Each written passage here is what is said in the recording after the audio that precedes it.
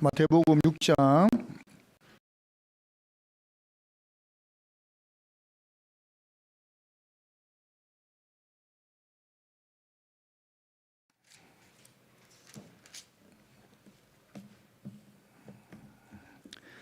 6장 9절 합독하겠습니다. 그러므로 너희는 이렇게 기도하라. 하늘에 계신 우리 아버지여, 이름이 거룩히 여김을 받으시오며. 아멘. 우리가 지난 시간에 우리가 기도하는 기도의 대상은 하나님이신데 그분이 어떤 분이신가에 대해서 우리의 아버지다라고 나누었습니다. 우리를 사랑하시고 우리와 함께 하시기를 원하시고 매우 가깝고 매우 친밀하기를 원하시는 분이시다라는 고백을 하였습니다. 하이델베르크 120 문답을 함께 읽겠습니다. 그리스도께서는 왜 하나님을 우리 아버지로 부르라 명하셨습니까? 그리스도께서는 기도의 첫머리에서부터 우리 마음에 하나님께 대하여 어린아이와 같은 공경심과 신뢰를 불러일으키기를 원하셨는데 이것이 우리의 기도의 기초입니다. 하나님께서는 그리스도로 말미암아 우리 아버지가 되셨으며 우리가 믿음으로 구하는 것에 대해서는 우리 부모가 땅의 좋은 것들을 거절하지 않는 것보다 훨씬 더 거절하지 않으실 것입니다. 좀 더 강조하기 위해서 우리라고 하는 우리 아버지를 강조하기 위해서 읽었던 우리 소교리 문답 백문도 함께 읽겠습니다. 주기도문의 머릿말이 우리에게 무엇을 가르치나요? 주기도의 첫 말씀 곧 하늘에 계신 우리 아버지여란 부분은 자녀들이 아버지를 대한 것처럼 우리를 도울 수 있고 또 언제나 도울 뜻을 가지고 계시는 하나님께 거룩한 경외심과 확신을 가지고 가까이 나아가라는 것이며 또 우리는 다른 사람들과 함께 그리고 다른 사람들을 위해 기도드려야 한다는 것이다. 우리가 이렇게 나누었습니다. 우리의 기도의 대상이 되신다라고 하는 우리의 믿음의 대상이 되신다라고 하는 하나님이 우리 아버지시다. 우리 아버지시다. 교회의 아버지시다. 공동체의 아버지시다라는 것을 우리가 기억해야 되는 것입니다. 육신의 부모가 자녀를 위해 모든 것을 다할 수 있는 이상으로 우리의 아버지 되신 하나님은 그 이상을 하신다라는 고백이 우리의 고백입니다. 여러분, 아버지라고 할 때에 여러분에게 아버지는 어떤 존재입니까?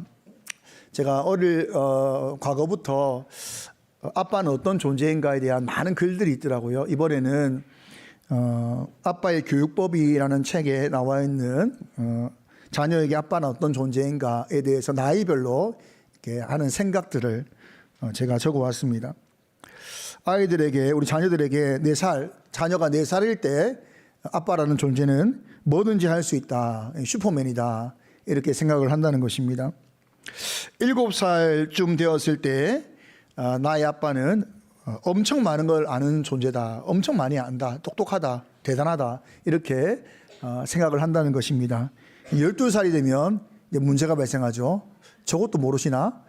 이렇게 갑자기 아빠가 생각보다 아는 게 적다라는 것을 깨닫게 된다는 거예요. 12살, 만 12살이니까 6학년쯤 되면 그렇게 된다는 겁니다. 14살이 되면 고리타분한 분이다. 우리가 말하는 이제 중2병에 걸리는 거예요.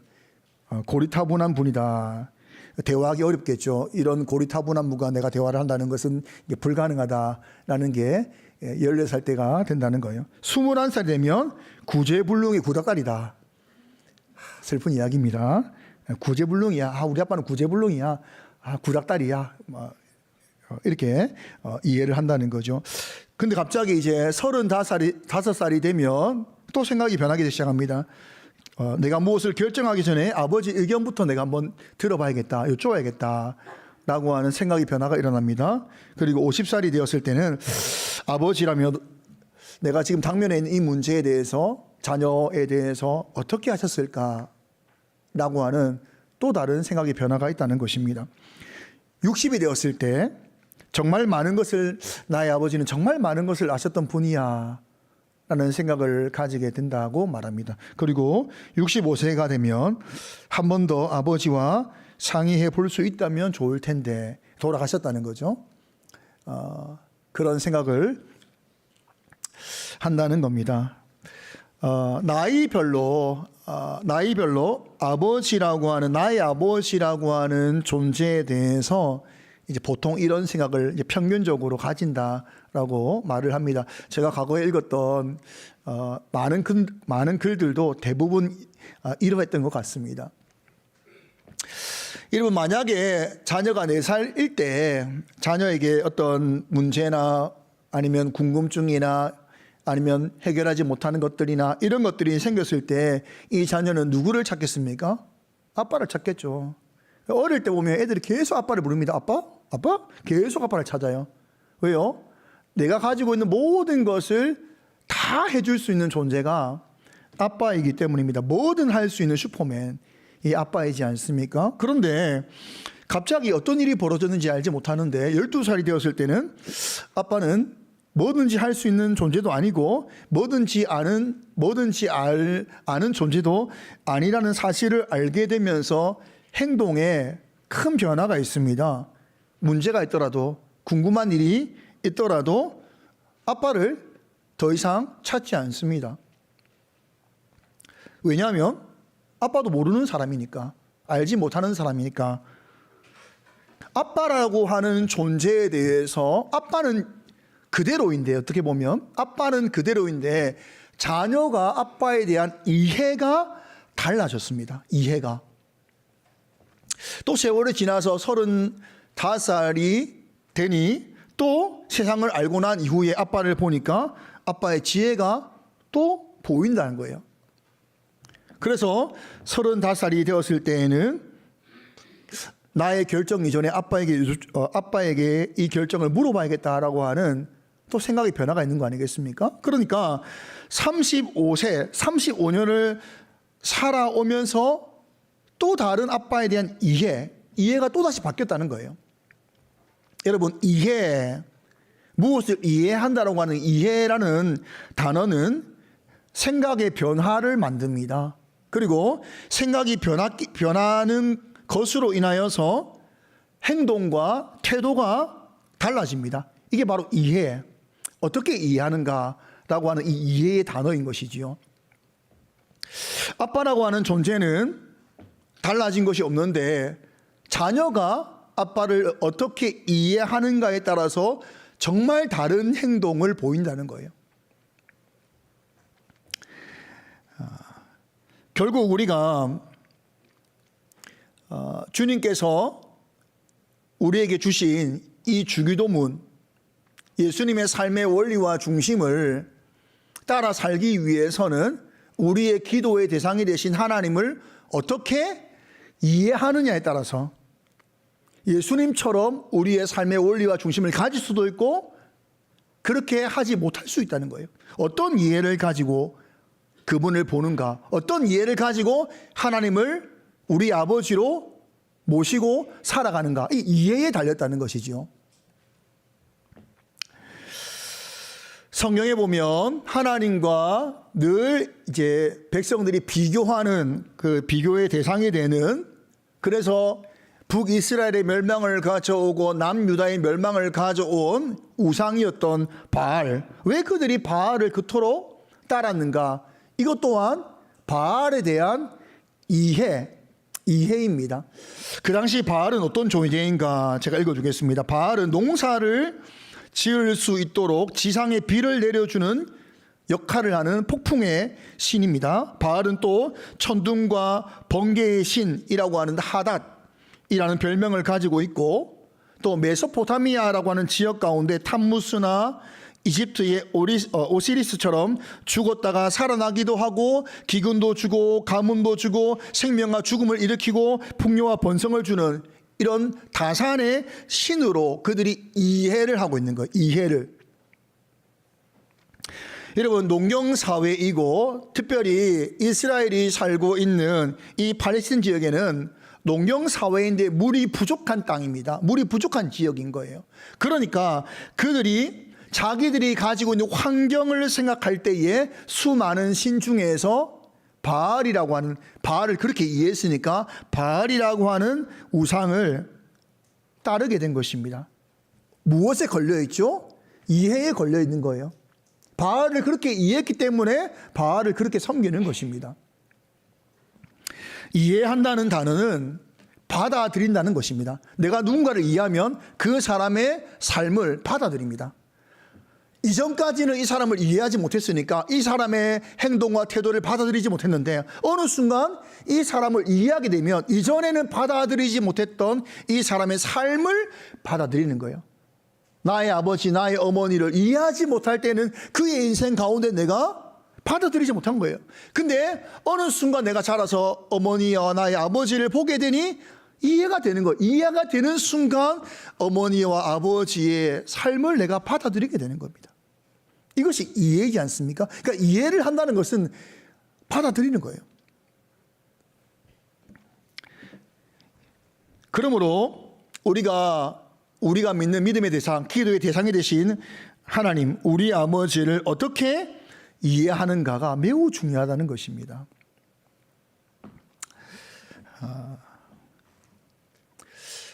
우리가 주기도문에 누가복음과 마태복음에서 두 군데가 다 주기도문을 기록하고 있는데 누가복음에는 하늘에 계신이라고 하는 이 말이 없습니다. 없고 마태복음에만 하늘에 계신 우리 아버지라고 하는 하늘에 계신이라는 단어가 기록되어 있습니다.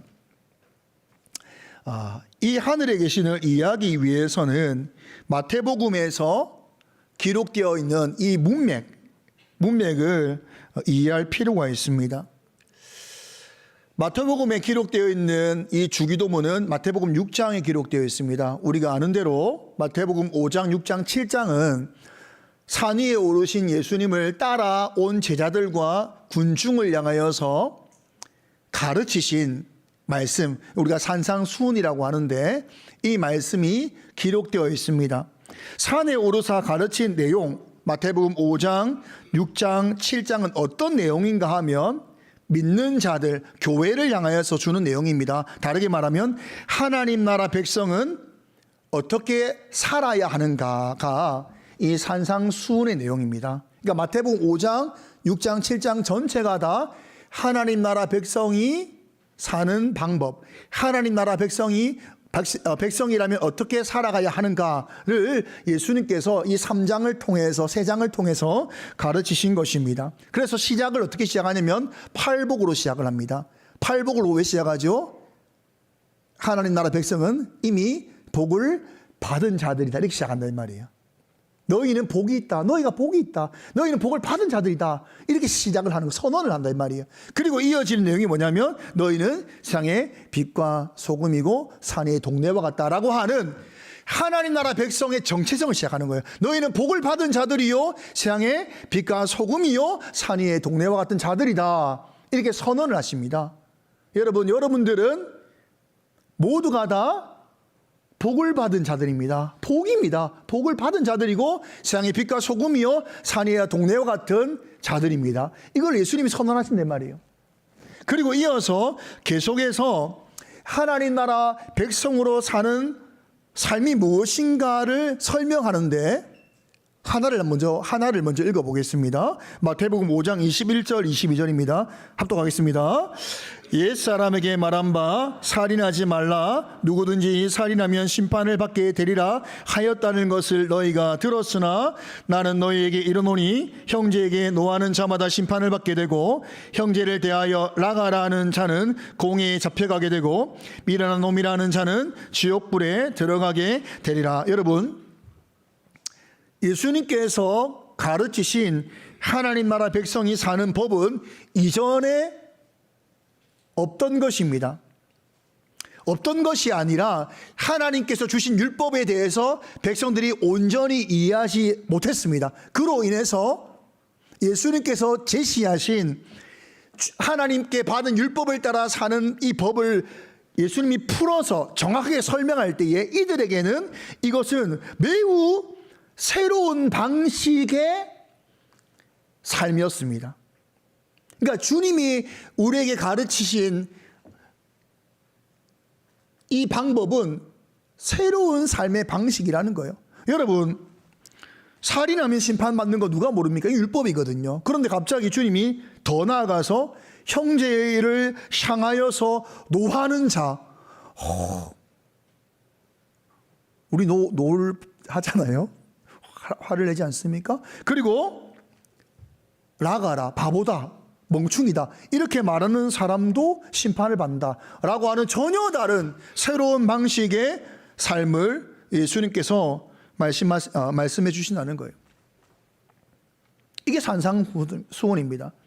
하나님 나라의 백성은 어떻게 살아가야 되는가 정체성을 말씀하신 이후에 이 정체성을 가지고 사는 자들은 이렇게 살아야 된다라고 말씀하시는데, 이 새로운 삶의 원리가 매우 어떻습니까? 이전과는 전혀 다른 매우 수준 높은 매우 어려운 내용으로 등장하고 있다는 거예요.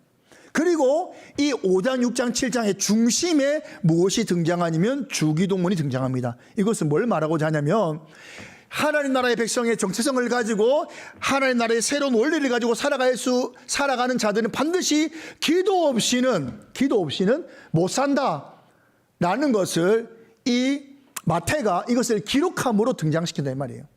주기도문을 산상수훈의 중심에 놓음으로 해서 기도가 있어야 한다는 거예요. 기도가 동력이 돼야 되고, 기도가 없이는 우리가 이러한 정체성과 삶의 새로운 원리대로 살아갈 수 없다라는 것을 말하고 있는 것입니다.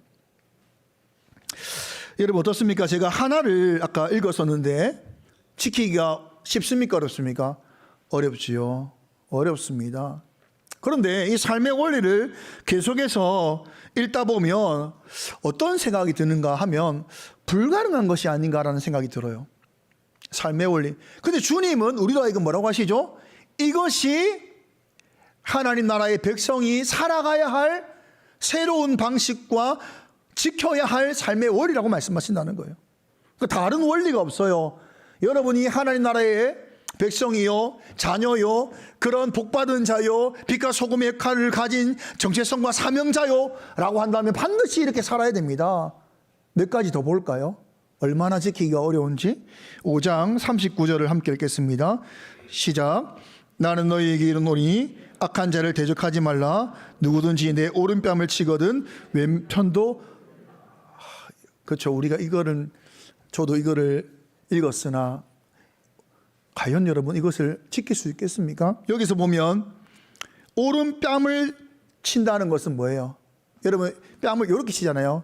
이렇게 치진 않잖아요. 그렇죠? 무슨 말인지, 제가 오른손으로 뺨을 치면 어느 쪽을 맞습니까? 왼쪽을 맞죠. 제가 이렇게 때리진 않겠죠, 여러분. 예?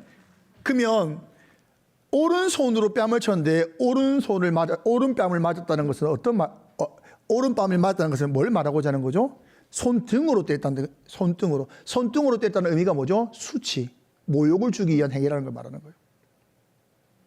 여러분, 그냥 폭력이 아니라 수치와 모욕을 주기 위해서 나를 쳤는데,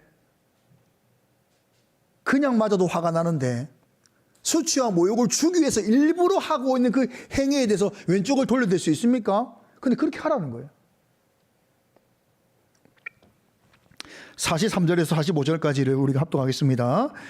또 내 이웃을 사랑하고 내 원수를 미워하라 하였다는 것을 너희가 들었으나 나는 너희에게 이르노니 너희 원수를 사랑하며 너희를 박해하는 자를 위하여 기도하라. 이같이 한즉 하늘에 계신 너희 아버지의 아들이 되리니 이는 하나님이 그 해를 악인과 선인에게 비추시며 비를 의로운 자와 불의한 자에게 내려주심이라. 이 모든 것을 하는 자, 그렇게 하였더니 이렇게 한즉 하늘에 계신 너희 아버지의 아들이다 라고 한다는 거 아니겠습니까?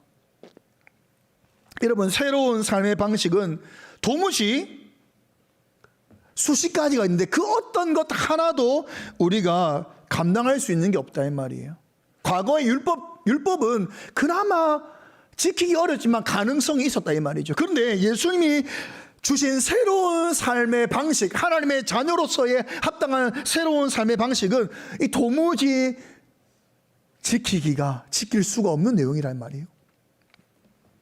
그래서 이 말씀을 우리가 모르지 않습니다. 여러분 다 마태복음 5장, 6장, 7장의 말씀을 다 알고 있습니다. 들었으나 우리는 자포자기하여서, 이 말씀을 들었으나 이게 가능한 이야기야? 이렇게 어떻게 살아? 라고 하는 분도 계시고, 뭔가 그래도 내가 하나님의 자녀인데, 내가 그래도 이 땅에 복받은 자요, 복 있는 자요, 빛과 소금으로서 많은 사람에게 별과 같이 하나님의 어떠하심을 드러내므로 말미암아 많은 사람을 돌아오게 될 사명자인데 이렇게 살아야지 하다가, 우리 오늘 장로님 기도처럼 못 살아가지고 낙심해가지고 안 되는구나. 여러분, 우리가 이런 모습이지 않냐 이 말이에요. 안 돼, 도저히 안 되는 거야, 이건 할 수 없어, 할 수 있는 게 아니야, 이건 안 되는 거야 라고 우리가 말하고 있는 거 아니냐. 새로운 삶의 원리를 주셨는데 받았지만 우리가 과연 살고 있냐 이 말이에요. 주신 것을 받았는데, 주의 자녀라고 말을 하는데 주의 자녀로 살고 있냐 이 말이에요. 여러분, 저는 말씀을 주면 이런 생각을 합니다. 아니, 새로운 삶의 원리를 떠나서, 아니 구약의 율법조차도 우리가 실천하며 산다는 것이 거의 불가능하지 않습니까? 세상에 현실의 땅을 디디며 살면서 돈 앞에, 권력 앞에 우리의 신앙과 믿음을 구약의 율법으로도 살아가기가 어렵잖아요. 거대한 유혹을 우리가 늘 경험하는데, 이 유혹으로부터 우리의 믿음을 지키고 우리의 신앙을 지키고 말씀대로 산다는 것이 얼마나 어렵습니까? 그래서 때로는 말씀을 생각하지 않을 때도 있어요. 예수 믿는 사람이라고 하면서도 불구하고 말씀을 생각하지 않고 그냥 자포자기한 심정으로 그냥 무감각하게 살아가고 있지 않습니까?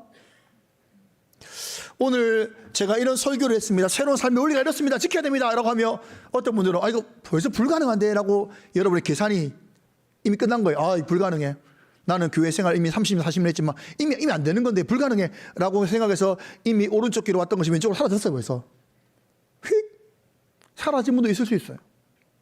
아니면 그래, 그때는 살지 못했지만 오늘 설교를 다시 들었으니까 한 번 더 다시 살아보자 라고 하며 마음에 각오를 하지만 지금까지 그럼에도 불구하고 살아주지 못했던 지난날이 생각나면서 다시 낙심의 자리로 가는 분이 있을지도 모른다 이 말이에요. 분명히 주님께서 하나님의 자녀된 자들을 부르고 그들을 앉히사 그들에게 가장 먼저, 너희는 복을 받은 자다, 복 있는 자다, 너희는 이 땅의 빛과 소금이요 산 위의 동네처럼 숨길 수 없는 하나님의 자녀다. 그러므로 이런 삶의 원리를 가지고 살아가야 한다. 이 땅을 향해 너희는 거룩한 나라요 제사장으로 부름받은 자들이지 아니냐.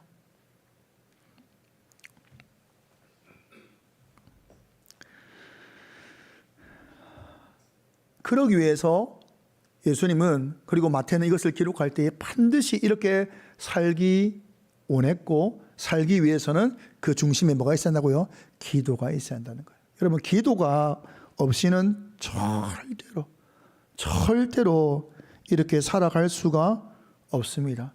그리고 기도하라 라고 말할 때 가장 먼저 우리의 기도의 대상이신 하나님을 우리 아버지라 소개한 다음에, 그리고 이 설명을 하나님의 자녀답게 살기 위해서 이 설명을 쭉 한 다음에 우리 아버지 앞에 하나를 집어넣었다 이 말이에요. 그게 뭐죠? 하늘에 계신 분이다 라는 것을 이해하고, 우리 아버지, 우리가 이런 삶의 원리, 이런 정체성을 가지고 이런 사명을 가지고 사는 자인데 기도 없이 안 되는데, 그 기도의 대상이 되신 하나님이 우리 아버지인데 우리 아버지로만 알지 말고 하나를 더 기억하라는 거예요. 그게 뭐냐면 하늘에 계신 분이라 라는 것을 기억하라 라는 것입니다. 여러분, 하늘에 계시냐고 할 때 하늘은 유대인들의 생각할 때 이 하늘은 세 부분으로 나뉩니다. 첫째 하늘은 이제 새들이 날아다니는 창공을 말하고, 둘째 하늘은 우리가 말하면 지구를 벗어난 별이 있는 우주를 말하고, 또 어떤 분들은 마귀가 다스리는 공중 권세를 말하기도 한다 이렇게 이야기합니다. 어쨌든 그렇고 셋째 하늘이 바로 하나님이 거하시는 곳, 영광과 거룩이 있는 곳이라고 말합니다. 근데 첫째 하늘과 둘째 하늘과 셋째 하늘의 형격한 차이가 있는데 첫째 하늘과 둘째 하늘은 물리적으로 만질 수 있고 보이는 것입니다. 하지만 셋째 하늘은 우주 어딘가에 있는 이런 물리적인 것이 아니라 초월에 있는 영적인 초월의 영역이다라는 것이 바로 셋째 하늘이 말하고 있는 것입니다. 예수님께서 지금 말씀하시는 하늘에 계신 일대 하늘은 바로 하나님이 거하시는 셋째 하늘 초월적 영역을 말하고 있는 것입니다. 할데베르크 121문답을 함께 읽겠습니다. 하늘에 계신 이라는 말이 왜 덧붙여졌습니까? 하나님의 천상의 위엄을 땅의 것으로 생각지 않고 그의 전능하신 능력으로부터 우리의 몸과 영혼에 필요한 모든 것을 기대하도록 하기 위함입니다. 여러분, 우리가 예수님의 말씀을 통하여서 우리의 정체성을 깨닫게 되고 또 그 정체성을 가진 자로서의 살아가야 될 새로운 삶의 원리를 받았을 때에 이것이 이렇게 살아야 되는데 이것을 받았을 때에 살 수가 없는 거예요. 그러니까 기도하라라고 말씀하시는데 기도하는 것도 우리가 가능해? 라는 생각을 한다 이 말이에요. 이것이 가능해? 이 거대한 현실과 이 거대한 세력과 부족한 나라고 하는 이 존재 안에서 이것이 가능해? 그때 예수님은 기도하는 우리 아버지를 향해서 그분은 하늘에 계신 분이다 라는 것을 기억하라는 거예요. 그 하늘에 계시다라는 것은 우리와 하나님을 구분짓습니다. 방금 읽었던 할데베르크 121문처럼 하나님은 땅과 다릅니다. 땅과 다릅니다. 여러분, 우리는 어디 있죠? 땅에 있죠. 하나님은 사람과 다르고 하나님은 땅에 속한 모든 것과 다르십니다. 하나님은 하늘의 위엄을 가지고 계신 분입니다. 이렇게 시작하는 거예요. 우리는 불가능이다라고 하는 것을 무엇으로 생각하냐면 나와 이 땅의 것으로 생각합니다. 아, 내 경험, 내 지식, 나라는 존재, 그리고 이 땅에서의 어떤 땅의 것들을 바라보면서 이건 불가능한 거예요. 가능성이 없어 라고 생각하죠. 우리는 모든 것을 땅의 것으로 이해하고 우리 사람으로서 이해하기 때문에 기도할 때 되는지 안 되는지 할지 말지를 정한다 이 말이죠. 그러나 예수님께서 기도를 가르치면서 하나님은 하늘에 계신 분이다.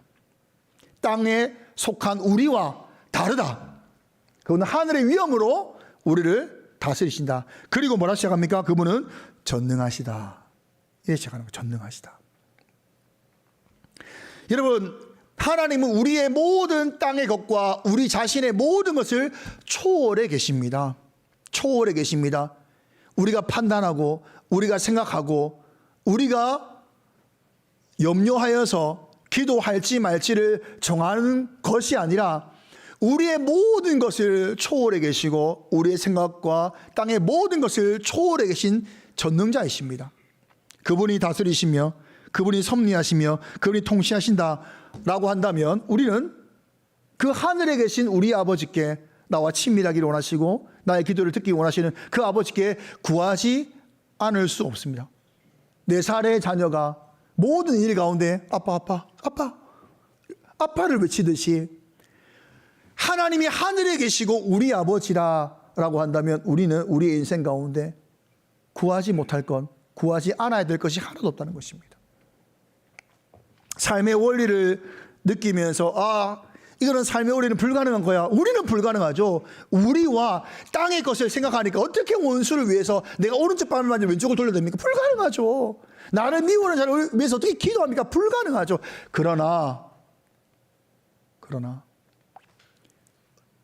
삶의 원리 가운데 내가 우리 아버지신 하나님께 그리고 하늘에 계신 아버지께 나의 것과 땅에 속한 모든 것을 초월해 계신 하나님께 구하면 이루어지는 것입니다. 이 믿음으로 우리가 구하는 겁니다. 우리가 이전까지 어떤 이해를 가지고 하나님께 기도했는가, 어떤 이해를 가지고 우리 아버지께 나아갔는가, 예수님은 하늘에 계신 우리 아버지라는 이해를 가지고 여러분이 기도하여서 정체성과 삶의 원리를, 예수님이 말씀하신 이 삶의 원리를 살아내기를 원하신다 이 말이에요. 여러분, 성도는 하나님의 자녀답다라고 하기 위해서는 예수님이 말씀하신 이 산상수훈의 삶이 여러분의 삶 가운데 등장해야 됩니다. 신앙생활을 10년, 20년, 30년, 40년, 50년 했는데 이거는 죽을 때까지 못하는 거야 라고 말한다면 여러분들은 하나님의 자녀로서 부름받았다는 정체성과 하나님이 여러분의 아버지라는 것과 그분이 하늘에 계셔서 전능자라고 하는 것을 이해하거나 믿지 못하고 살아가고 있다는 겁니다. 그래서 예수님께서 우리의 정체성과 삶의 원리를 말씀하신 이후에 기도를 말씀하시면서 하늘에 계신 우리 아버지다, 그 분을 이해하고 그분을 바라고 그분을 믿고 기도하라라고 말씀하시는 겁니다. 여러분, 하나님께서 하늘에 계신 분이기 때문에 우리의 몸과 우리의 영혼에 필요한 모든 것을 기대하도록 하십니다. 여러분, 문제를 만났습니다. 기도하십시오. 그리고 하나님을 향하여 기대를 하십시오. 하나님께서 어떻게 이 일을 이루실 것인가. 내가 볼 때는 가능성이 0인데 여러분, 우리의 영과 하나님의 영이 있을 수 있겠습니까? 우리는 0이지만 하나님은 늘 100입니다. 그렇지 않습니까? 기대하는 거예요. 우리의 몸과 영혼을 위해서 하나님이 하실 일을 기대하는 거예요. 왜? 그분은 하늘에 계신 분이니까. 그분은 땅의 것과 우리와 다른 하늘에 계신, 하늘의 위엄과 전지전능하신 그 능력으로 우리를 다스리시는 분이니까 이 믿음으로 기도하라는 것입니다. 여러분, 우리의 삶의 원리만을 예수님이 말씀하고 있는 게 아니에요. 사실 이게 가장 어려운 거 아니겠습니까? 쉬운 게 뭘까요? 여러분의 필요를 채우는 것은 너무 쉬운 겁니다. 여러분의 인생의 필요를 채우는 것은 너무 쉬운 거예요. 너무 쉬운 거예요. 우리의 인격을 변화시키는 것, 이 삶의 원리를 가지고 살아가는 자녀의 삶을 사는 것이 정말 어렵지 않습니까? 근데 그것도 하나님께서 하늘에 계신 우리 아버지께 구하라 말씀하시는데, 여러분의 인생 가운데 필요와 어려움과 문제와 고난을 여러분 왜 구하지 않습니까? 그분은 우리 아버지가 되시고 그분은 하늘에 계십니다. 여러분과 여러분의 이해와 땅에 속한 모든 것과 다른 초월해 계신 전능자이십니다.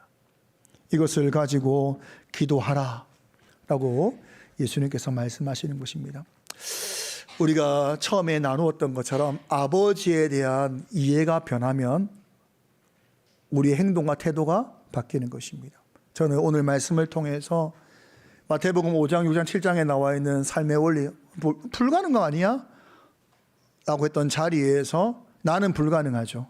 우리는 불가능합니다. 그러나 하나님은 불가능하지 않습니다.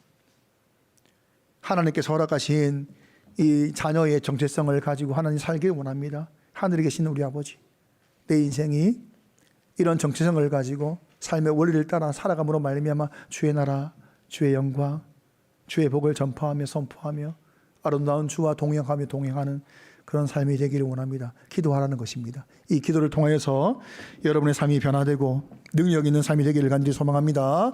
찬양하겠습니다. 주의 나라가 임할 때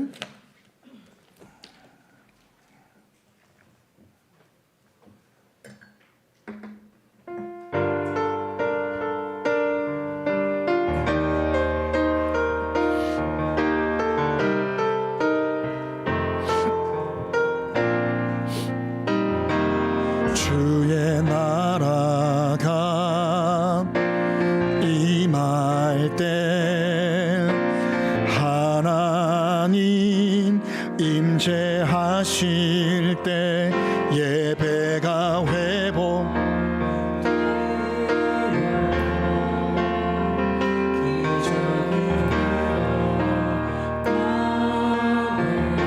전능하신 주 전능하신 주 능력의 통치자 능력의 통치자 자유가 선포되어 주 백성 돌아온 하나님 나라 임하소서 하나님 하나님 나라 임하소서.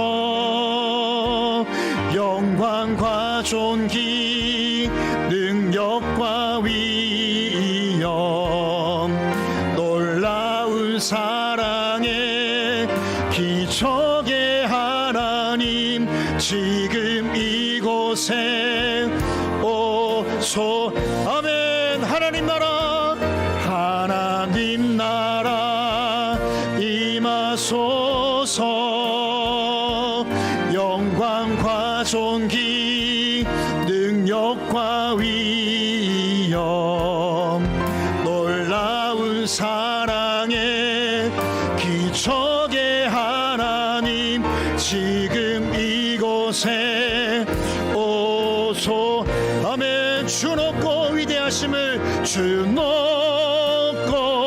위대하심을 크게 외쳐 선포하네. 만왕의 왕 주 하나님 지금 오소서. 주 높고 위대하심을 주 높고 위대하심을 크게 외쳐 선포하네. 만왕의 왕 주 하나님 지금 오소서. 하나님 나라 하나님 나라 임하소서. 영광과 존귀 능력과 위엄 놀라운 사랑의 기적의 하나님 지금 이곳에 간절한 마음과 믿음의 소망을 담아서 하나님 나라 임하소서. 하나님 나라 임하소서. 영광과 존귀 능력과 위엄 놀라운 사랑의 기적의 하나님 지금 이곳에 오소서. 마태복음에 우리가 나눈 산상수훈을 보게 되면 여러분이 정체성을 가지고 빛과 소금의 역할을 감당하는 삶은 산이의 동네와 같이 숨길 수 없다라고 합니다. 복음은 우리가 어떤 정체성을 가지고 어떻게 살아가고 있는가입니다. 하나님의 자녀의 삶으로 살아가는 이 삶의 원리는 이전에도 없던 것이고 세상에도 없던 것입니다. 어떻게 모욕을 받고 그를 위해 기도할 수 있고 모욕을 받고도 주를 위해 참을 수 있는가? 손해를 보는 것을 기뻐할 수 있는가? 이거는 새로운 삶의 원리이고 이것은 하나님의 자녀만이 할 수 있는 것입니다. 왜 할 수 있느냐? 하나님께서 도우시기 때문이다. 성령께서 우리의 모든 이해와 생각을 변화시켜 주사 그러한 삶을 받아들일 수 있는 자들로 만들어 주시기 때문입니다. 이 시간 기도할 때 예수님께서 우리가 어떤 존재인지를 말씀하시고 그렇게 살기 위해서는 반드시 기도가 필요하다. 그리고 기도할 때 너희는 이런 이해를 가지고 기도해라. 그분은 우리 아버지시고 하늘에 계시다. 이 믿음을 달라고 이 믿음과 이 이해를 가지고 주님께 나아가며 계속하여 우리의 삶이 변화되어서 아름다운 주의 자녀로 합당하게 살아가게 해달라고 이 시간 함께 기도하겠습니다.